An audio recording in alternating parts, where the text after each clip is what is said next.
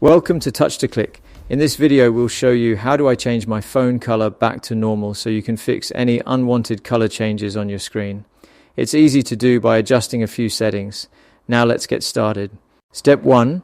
Open the Settings app by swiping down from the top of your screen and tapping the gear icon, or find Settings in your app drawer. Step 2. Scroll down and tap on Additional Settings, then tap on Accessibility. This section includes features that help customize how your phone displays content for better visibility. Step 3. Tap on Vision Enhancements or similar options like color and motion. Here, you can find settings that affect your screen's color and contrast. Step 4. Turn off any active color settings such as color inversion, color correction, or color filters. Step 5.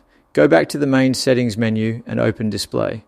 This is where general screen settings like brightness and themes are controlled. Step 6. Adjust display modes by turning off options like dark theme, eye comfort shield, or adaptive color tone.